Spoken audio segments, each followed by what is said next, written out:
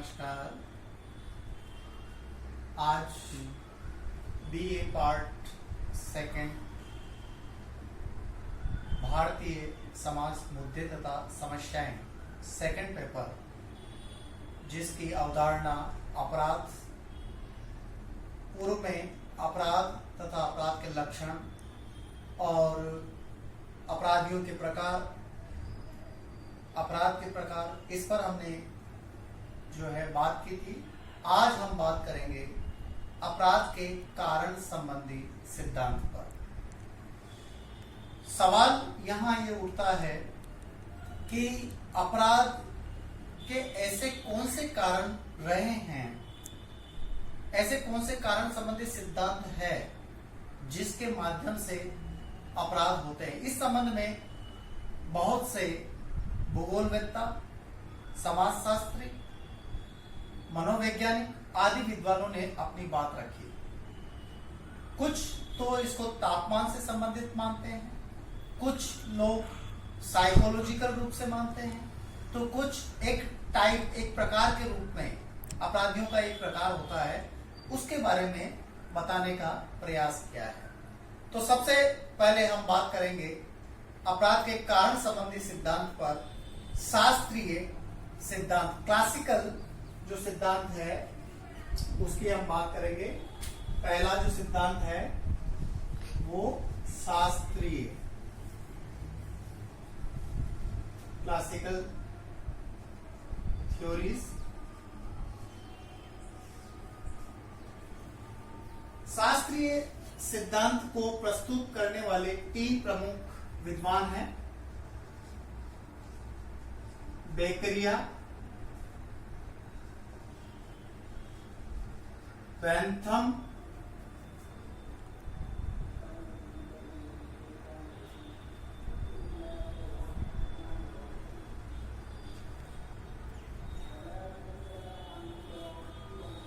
और फ्यूअरबेक।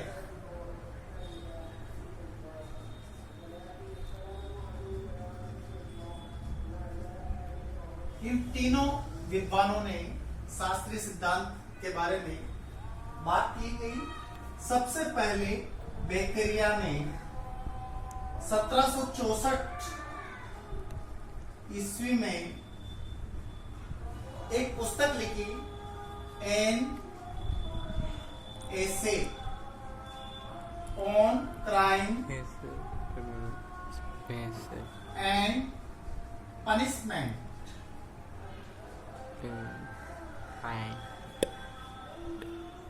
इस पुस्तक के अंदर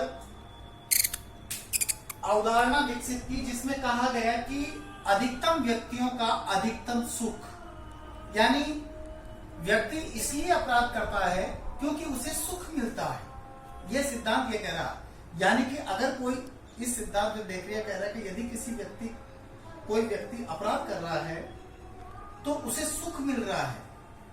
यहां पर अधिकतम सुख की बात की गई है।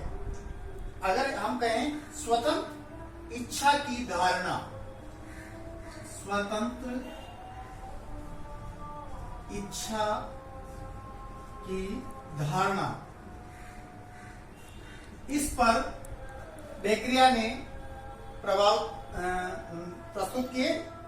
इसके आधार पर तीन धारणा जो है वो बताई। पहली धारणा तो यह है कि अधिकांश लोगों का अधिकांश सुख, अधिकांश लोगों का अधिकांश सुख।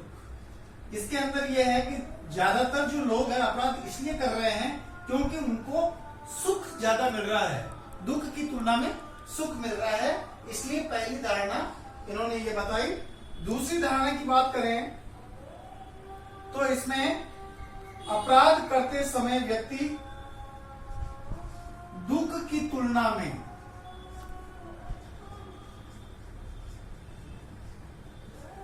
सुख अधिक मिलता है। व्यक्ति दुख अगर अपराध कर रहा है तो उसे दुख की तुलना में सुख का अधिक अनुभव होता है, इसलिए वो अपराध कर रहा है। और तीसरी अगर हम बात करें तो अपराध का अर्थ है समाज को हानि पहुंचाना, समाज को हानि पहुंचाना।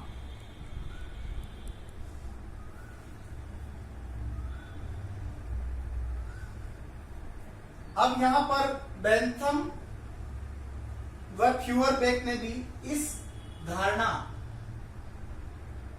के बारे में अपनी बात रखी और उन्होंने भी इसी बात को एक्सेप्ट किया।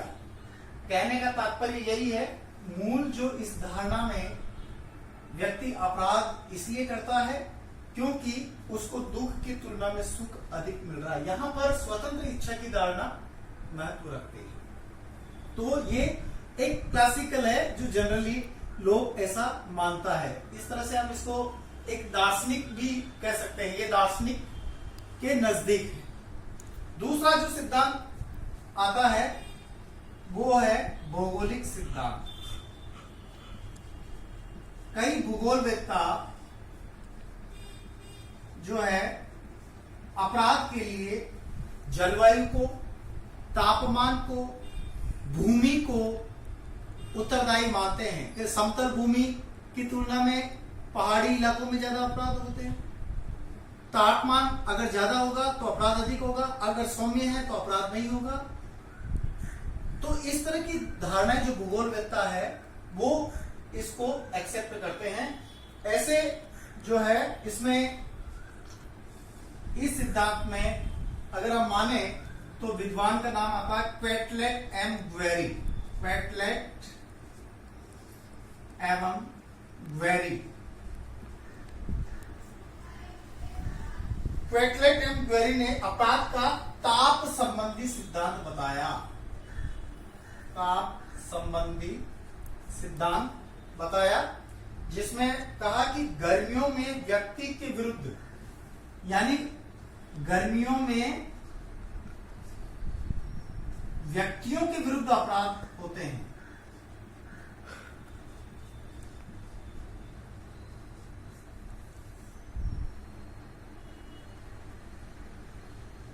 और सर्दियों में संपत्ति के विरुद्ध। क्वेटलेट एंड ग्वेरी का मानना है कि यदि गर्मियों का सीजन है तो वहां जो है सोशल एक्शन ज्यादा होगी, सामाजिक क्रियाएं ज्यादा होगी, और सामाजिक क्रियाएं यदि ज्यादा होगी तो लोगों में अनबन बढ़ेगी और व्यक्तियों के विरुद्ध अपराध की दर बढ़ेगी। दूसरी ओर सर्दियों में जो है उस संपत्ति यानी इकोनॉमिक रूप से जो है संपत्ति चुराना करना, इस तरह से संपत्ति के विरुद्ध अपराध होते हैं। इसके अलावा मॉन्टेस्क्यू, ये भी इन्होंने एक महत्वपूर्ण पुस्तक लिखी, स्पिरिट ऑफ लॉज, कानून की आत्मा। इन्होंने कहा कि ज्यों-ज्यों हम भूमध्य रेखा की ओर जाते हैं वहां पर जो है अपराध बढ़ते जाते हैं। यानी जो मेन केंद्र है वो भूमध्य रेखा, भूमध्य रेखा।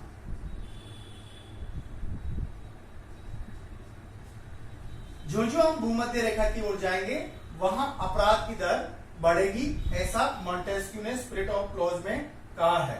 ध्रुव, अगर ध्रुव की तरफ जाओगे,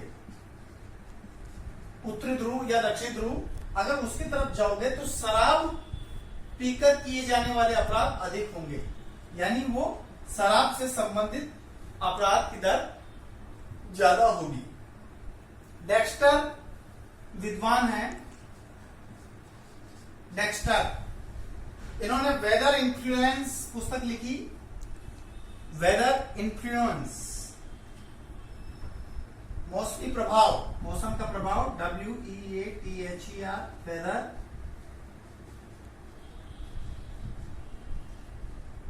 इन्फ्लुएंस।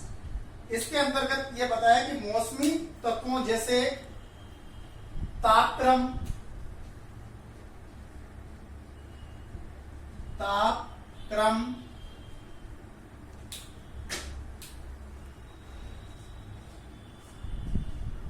नमी, वायुमंडल का दबाव,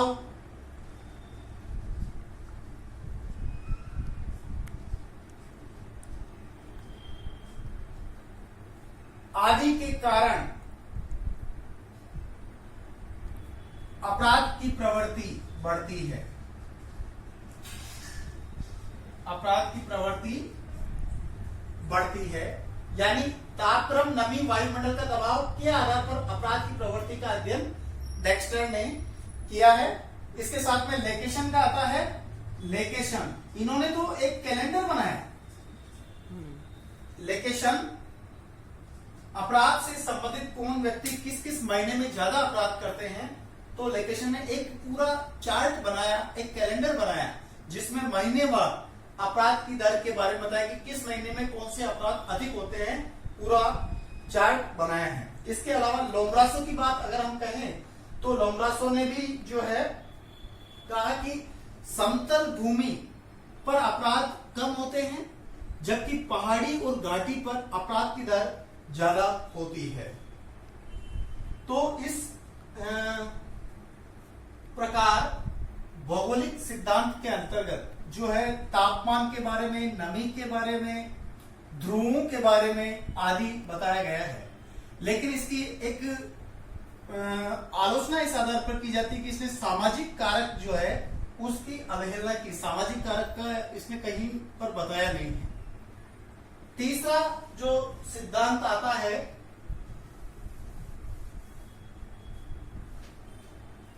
तीसरा सिद्धांत जिसमें इसको हम कह सकते हैं प्रारूपवादी। प्रारूपवादी संप्रदाय। इस संप्रदाय का मानना है, प्रारूपवादी संप्रदाय के अपराधी व्यक्ति का एक टाइप होता है, एक प्रकार होता है। एक शारीरिक रचना के आधार पर हम ये बता सकते हैं कि ये अपराधी है या नहीं। ऐसा इन विद्वानों का, यानी कि प्रारूपवादी संप्रदाय में जो विद्वान आते हैं वो लोम्ब्रासो, गेरी फेलो और एनरिक फेरी।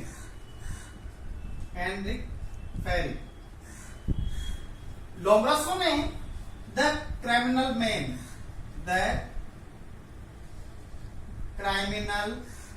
मैन पुस्तक लिखी। यह चूंकि लोम्ब्रासो इटली की सेना में एक डॉक्टर के रूप में इन्होंने कार्य किया था, इन्होंने यह देखा कि सामान्य जो व्यक्ति हैं वो बिल्कुल ही सीधे साधे होते हैं, यानी जो फौजी लोग हैं, सामान्य हैं, उनके चेहरे में कोई ज्यादा इतना अंतर नहीं, जबकि दूसरे उदंड प्रवृत्ति के जो फौजी है उनके चेहरे पर आकर्षक यानी भद्दी तस्वीरें होती है। तो उन्होंने कहा कि अपराधी की जो प्रवृत्ति है वो उनके एक शरीर के माध्यम से हम बता सकते हैं। उन्होंने जो है उनके जमाने, मतलब उनकी सेना के अंदर एक खूंखार जो है खूंखार व्यक्ति जो है उनकी खोपड़ी का अध्ययन किया, और उसके बाद में इन्होंने 283 खोपड़ियों का अध्ययन किया लोम्ब्रासो ने। और खोपड़ियों का अध्ययन करने के बाद में इन्होंने 15 विशेषताएं बताई, जैसे टूटा हुआ जबड़ा है, नाक टूटी हुई है, कान टूटे हुए, शरीर विकृत है, हाथ मुड़े हुए हैं, इस तरह के, यानी शरीर की जो विकृति है वो विकृति में 15 विशेषताएं इसमें बताई। और लोम्ब्रासो का मानना है कि यदि 5 विशेषताएं इन 15 विशेषताओं में से किसी व्यक्ति के पास में है तो वो निश्चित रूप से जन्मजात अपराधी है। यानी कि शारीरिक विशेषताएं में जो है जन्म से लेकर के 15 विशेषताएं इन्होंने बताई थी, जिसमें केवल 5 विशेषताएं अगर व्यक्ति के पास में हैं तो निश्चित रूप से वह जन्मजात अपराधी है। लोम्ब्रासो ने जो है अपनी बात इसमें रखी थी। और दूसरी गैरी फेलो की अगर हम बात करें, गैरी फेलो, इन्होंने ईमानदारी के अभाव के यहां पर 2 चीजें बताई। एक तो ईमानदारी का अभाव, अगर ईमानदारी का अभाव होगा तो वह संपत्ति के विरुद्ध अपराध करेगा। और दया का अभाव है, ईमानदारी और दया, इन दोनों चीजों की अगर व्यक्ति में कमी है तो निश्चित रूप से, अगर ईमानदारी की कमी है यानी वो व्यक्ति बेईमान हो गया है तो वो संपत्ति के विरुद्ध अपराध करेगा, और दया की कमी है तो वो व्यक्ति के विरुद्ध अपराध करेगा। गैरी फेलो इस बात को एक्सेप्ट करता है। ये भी प्रारूपवादी संप्रदाय के अंतर्गत है। चूंकि यह इटली के हैं इसीलिए इस संप्रदाय को इटालियन संप्रदाय भी कहते हैं, इटालियन संप्रदाय, या फिर इस सिद्धांत को कह सकते हैं अपराधी जन्मजात होते हैं, जन्मजात होते हैं, अपराधी जन्मजात होते हैं। अब एनरिको फेरी की बात करते हैं। एनरिको फेरी, इसमें कहा कि जिस प्रकार एक निश्चित ताप क्रम में किसी रसायन के पदार्थ को रखा जाता है और वह पानी का एक पिंड जो रसायन की वस्तु को एक निश्चित मात्रा में घुला लेता है, ठीक उसी प्रकार निश्चित व्यक्ति और भौतिक दशाओं के साथ एक निश्चित सामाजिक पर्यावरण में एक निश्चित संख्या में न कम न अधिक अपराध होगा। यानी जिस प्रकार जैसी परिस्थिति मिली है, जैसे प्राकृतिक रूप में किसी पदार्थ को मिली है, ठीक उसी प्रकार सामाजिक पर्यावरण में मानव के ऊपर भी लागू होता है। और अगर परिस्थिति वही रहती है तो न तो वह अपराध अधिक करेगा न कम करेगा, वो स्थिति रहेगी।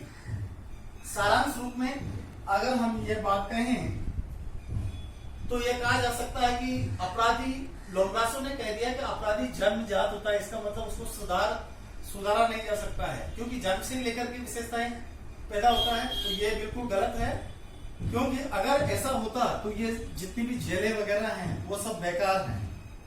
जेल वगैरह है व्यक्ति को सुधारने के लिए बनाई गई है, तो इसलिए जरूरी है। अब यहाँ हम इस आधार पर आलोचना कर सकते हैं। गोरिंग जो प्रमुख विद्वान है, उन्होंने लगभग 3000 जो है वो व्यक्तियों का अध्ययन किया, जिसके अंदर अपराधियों का अध्ययन किया, जिसमें कहा गया कि जो अपराधी है वो अपराधियों के संपर्क में होने के बावजूद भी वो अपराधी नहीं बने हैं। यहां पर बात आ गई है टाइपोलॉजी की बात। तो इसमें कहा कि 12 वर्षों तक जो है गोरिंग ने अध्ययन किया और कहा कि अपराधियों का जो अध्ययन के आधार पर अपराधी और गैर अपराधी की शरीर रचना में कोई अंतर नहीं है।